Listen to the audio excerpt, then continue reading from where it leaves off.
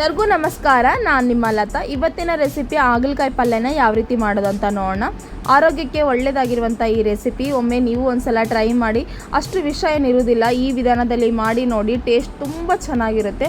ತುಂಬ ಕ್ವಿಕ್ಕಾಗಿ ಕೂಡ ಮಾಡ್ಕೊಬೋದು. ಮೊದಲು ಈ ಹಾಗಲಕಾಯಿ ಪಲ್ಯ ಮಾಡ್ಕೊಳ್ಳೋದಕ್ಕೆ 1 kg ಆಗೋಷ್ಟು ನಾನು ಇವತ್ತು ಹಾಗಲಕಾಯಿ ತೊಗೊಂಡಿದ್ದೀನಿ. ನೋಡ್ತಾ ಇರ್ಬೋದು. ಹಾಗಲಕಾಯಿನ ಸ್ಲೈಸಸ್ ಆಗಿ ಕಟ್ ಮಾಡಿ ರೆಡಿ ಮಾಡಿ ಇಟ್ಕೊಂಡಿರುವ ಹಾಗಲಕಾಯಿನ ಈಗ ಒಂದು ಬೌಲ್ ತೊಗೊಂಡಿದ್ದೀನಿ. ಆ ಬೌಲ್ಗೆ ಹಾಗಲಕಾಯಿನೆಲ್ಲ ಸೇರಿಸ್ತಾ ಇದ್ದೀನಿ. ಸ್ವಲ್ಪ ಹಾಗಲಕಾಯಿ ತುಂಬ ವಿಷ ಇರುತ್ತಲ್ವ, ಹಾಗಾಗಿ 1 ಟೇಬಲ್ ಸ್ಪೂನ್ ಆಗೋಷ್ಟು ಉಪ್ಪು ಸೇರಿಸಿ ಈಗ ಚೆನ್ನಾಗಿ ಮಿಕ್ಸ್ ಮಾಡ್ಕೊತಾ ಇದ್ದೀನಿ. ಈ ಥರ ಉಪ್ಪು ಹಾಕಿ ಮಿಕ್ಸ್ ಮಾಡ್ಕೊಳ್ಳೋದ್ರಿಂದ ಸ್ವಲ್ಪ ವಿಷ ಕಡಿಮೆ ಆಗುತ್ತೆ. ಈಗ ನೋಡ್ತಾ ಇರ್ಬೋದು, ಒಂದು ಕ್ಯಾಪ್ ಕ್ಲೋಸ್ ಮಾಡಿ ನಾನು ಸೈಡಿಗೆ ಎತ್ತಿಡ್ತಾ ಇದ್ದೀನಿ. ನಿಮ್ಮ ಹತ್ರ ಟೈಮ್ ಏನಾದರೂ ಇದ್ದರೆ ಒಂದು ಅರ್ಧ ಗಂಟೆ ಸೈಡಿಗೆ ಎತ್ತಿಟ್ಬಿಡಿ.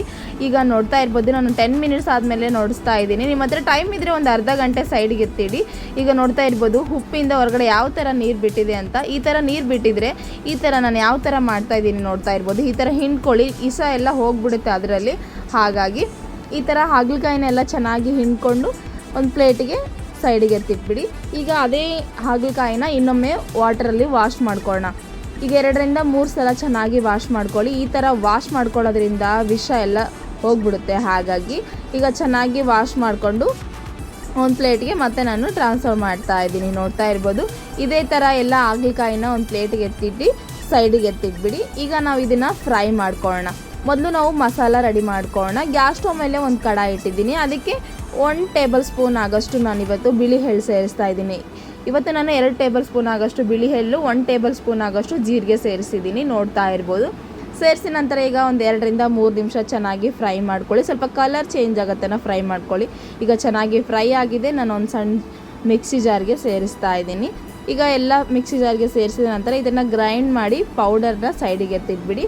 ಈಗ ಅದೇ ಗ್ಯಾಸ್ ಸ್ಟವ್ ಮೇಲೆ ನಾನು ಈಗ ಆಲ್ರೆಡಿ ವಾಶ್ ಮಾಡಿ ರೆಡಿ ಮಾಡಿ ಇಟ್ಕೊಂಡಿರುವ ಹಾಗಲಕಾಯಿನ ಸೇರಿಸ್ತಾ ಇದ್ದೀನಿ. ನೋಡ್ತಾ ಇರ್ಬೋದು. ಹಾಗಲಕಾಯಿನೆಲ್ಲ ಸೇರಿಸಿದ ನಂತರ ಫ್ಲೇಮಲ್ಲಿ ಇಟ್ಕೊಂಡು ಒಂದು 10ರಿಂದ 15 ನಿಮಿಷ ಚೆನ್ನಾಗಿ ಫ್ರೈ ಮಾಡ್ಕೊಳ್ಳಿ. ಈಗ ನೋಡ್ತಾ ಇರ್ಬೋದು, ನಾನು ಹೈ ಫ್ಲೇಮಲ್ಲಿ ಇಟ್ಕೊಂಡು ಫ್ರೈ ಮಾಡ್ಕೊತಾ ಇದ್ದೀನಿ. ಲೋ ಫ್ಲೇಮಲ್ಲಿ ಇಟ್ಕೊಂಡು ಫ್ರೈ ಮಾಡಿಕೊಂಡ್ರೆ ಟೈಮ್ ತುಂಬ ಹಿಡಿಯುತ್ತೆ. ಹಾಗಾಗಿ ಹೈ ಫ್ಲೇಮಲ್ಲಿ ಇಟ್ಕೊಂಡು ಫ್ರೈ ಮಾಡ್ಕೊಳ್ಳಿ. ಸ್ವಲ್ಪ ಕಲರ್ ಎಲ್ಲ ಚೇಂಜ್ ಆಗಿ ಸ್ವಲ್ಪ ಬ್ರೌನ್ ಕಲರ್ ಬರೋತನ ಚೆನ್ನಾಗಿ ಫ್ರೈ ಮಾಡ್ಕೊಳ್ಳಿ. ಈಗ ನೋಡ್ತಾ ಇರ್ಬೋದು, ಕಲರ್ ಎಲ್ಲ ಚೇಂಜ್ ಆಗಿ ಪರ್ಫೆಕ್ಟಾಗಿ ರೆಡಿಯಾಗಿದೆ ಹಾಗಲಕಾಯಿ. ಈಗ ಇದನ್ನು ನಾವು ಸೈಡಿಗೆ ಎತ್ತಿಟ್ಬಿಡೋಣ. ಈಗ ನಾವು ಪಲ್ಯ ರೆಡಿ ಮಾಡ್ಕೊಳ್ಳೋಣ. ಗ್ಯಾಸ್ ಸ್ಟವ್ ಮೇಲೆ ಒಂದು ಕಡಾಯಿ ಇಟ್ಟಿದ್ದೀನಿ. ಅದಕ್ಕೆ ಒಂದು 4 ಟೇಬಲ್ ಸ್ಪೂನ್ ಆಗೋಷ್ಟು ಕುಕ್ಕಿಂಗ್ ಆಯಿಲ್ ಸೇರಿಸಿದ್ದೀನಿ.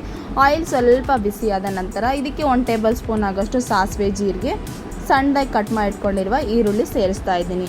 ಈರುಳ್ಳಿ ಸೇರಿಸಿದ ನಂತರ ಈಗ ಚೆನ್ನಾಗಿ ಫ್ರೈ ಮಾಡ್ಕೊಳ್ಳಿ. ಫ್ರೈ ಮಾಡ್ಕೊಂಡ ನಂತರ ಇದಕ್ಕೆ ಒಂದು ಸ್ವಲ್ಪ ನಾನು ಟೊಮೊಟೊ ಸೇರಿಸ್ತಾ ಇದ್ದೀನಿ. ಟೊಮೊಟೊ ಒಂದು ಸಣ್ಣದಾಗಿರೋ ಮೀಡಿಯಮ್ ಸೈಜ್ ಟೊಮೊಟೊ ಸೇರಿಸಿ. ಸ್ವಲ್ಪ ಜಾಸ್ತಿ ಟೊಮೊಟೊ ಸೇರ್ಸೋಕೆ ಹೋಗಬೇಡಿ, ಮತ್ತು ಹುಳಿ ಆಗಿಬಿಡುತ್ತೆ. ಹಾಗಾಗಿ 1 ಟೇಬಲ್ ಸ್ಪೂನ್ ಆಗೋಷ್ಟು ಉಪ್ಪು, ಒಂದು ಅರ್ಧ ಟೇಬಲ್ ಸ್ಪೂನ್ ಆಗೋಷ್ಟು ಅರಿಶಿನ ಪುಡಿ ಸೇರಿಸಿ ಈಗ ಚೆನ್ನಾಗಿ ಫ್ರೈ ಮಾಡ್ಕೊಳ್ಳಿ. ಫ್ರೈ ಮಾಡ್ಕೊಂಡ ನಂತರ ಇದಕ್ಕೆ ಒಂದು ಸ್ವಲ್ಪ ಕರಿಬೇವು ಸೇರಿಸ್ತಾ ಇದ್ದೀನಿ. ಸೇರಿಸಿದ ನಂತರ ಈಗ ಇನ್ನೊಮ್ಮೆ ಚೆನ್ನಾಗಿ ಮಿಕ್ಸ್ ಮಾಡಿಕೊಂಡು ಫ್ರೈ ಮಾಡ್ಕೊಳ್ಳಿ. ಫ್ರೈ ಮಾಡ್ಕೊಂಡ ನಂತರ ಇದಕ್ಕೆ 1 ಟೇಬಲ್ ಸ್ಪೂನ್ ಆಗೋಷ್ಟು ನಾನಿವತ್ತು ಹಚ್ಚ ಖಾರದ ಪುಡಿ ಸೇರಿಸ್ತಾ ಇದ್ದೀನಿ. ನೀವೇನಾದರೂ ಖಾರ ಜಾಸ್ತಿ ತಿಂತೀನಿ ಅಂದರೆ 1.5 ಟೇಬಲ್ ಸ್ಪೂನ್ ಹಾಕಿದ್ರೆ ಸರಿ ಹೋಗುತ್ತೆ.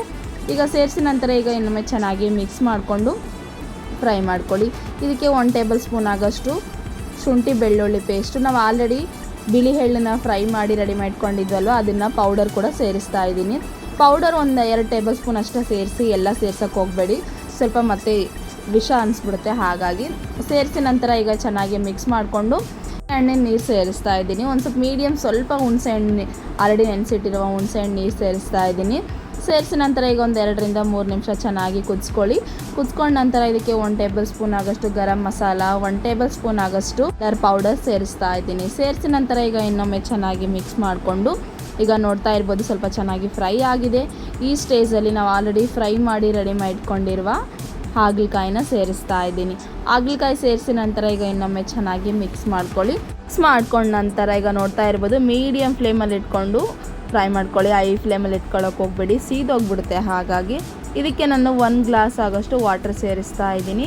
ಹಾಗಲಕಾಯಿ ಚೆನ್ನಾಗಿ ಬೆನ್ಸ್ಕೊಳ್ಳೋದಕ್ಕೆ ಅಷ್ಟೇ ನಾನು ವಾಟರ್ ಸೇರಿಸ್ತಾ ಇದ್ದೀನಿ. ನೋಡ್ತಾ ಇರ್ಬೋದು, ವಾಟರ್ ಸೇರಿಸಿದ ನಂತರ ಲಿಡ್ ಕ್ಲೋಸ್ ಮಾಡಿ ಇಟ್ಬಿಡಿ. ಒಂದು 5ರಿಂದ 6 ನಿಮಿಷ ಚೆನ್ನಾಗಿ ಕುದಿಸ್ಕೊಳ್ಳಿ. ಈಗ ಒಂದು ಸಲ ಚೆಕ್ ಮಾಡ್ಕೊಳ್ಳಿ ಹಾಗಲಕಾಯಿ ಚೆನ್ನಾಗಿ ಬೆಂದಿದೆನಾ ಇಲ್ವಾ ಅಂತ. ಈಗ ನೋಡ್ತಾ ಇರ್ಬೋದು, ವಾಟರೆಲ್ಲ ಚೆನ್ನಾಗಿ ಬಿಟ್ಟು ಚೆನ್ನಾಗಿ ಬೆಂತಾ ಇದೆ.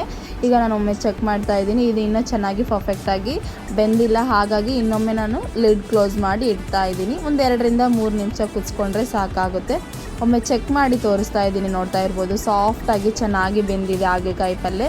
ಸೂಪರ್ ಟೇಸ್ಟಿ ಆಗಿರುವ ಹಾಗಲಕಾಯಿ ಪಲ್ಯ ರೆಡಿಯಾಗಿದೆ. ನಾನು ಇವತ್ತು ರೊಟ್ಟಿ ಜೊತೆ ಸರ್ವ್ ಮಾಡ್ತಾ ಇದ್ದೀನಿ. ನೀವು ಒಂದು ಸಲ ನಿಮ್ಮ ಮನೆಯಲ್ಲಿ ಟ್ರೈ ಮಾಡಿ ಹೇಗಿದೆ ಅಂತ ನನಗೆ ಕಮೆಂಟ್ ಬಾಕ್ಸಲ್ಲಿ ತಿಳಿಸ್ಕೊಡೋದು ಮರಿಬೇಡಿ. ಪ್ಲೀಸ್ ಲತಾ ವೆಂಕಟೇಶ್ ಯೂಟ್ಯೂಬ್ ಚಾನಲ್ಗೆ ಸಬ್ಸ್ಕ್ರೈಬ್ ಮಾಡಿ. Thank you.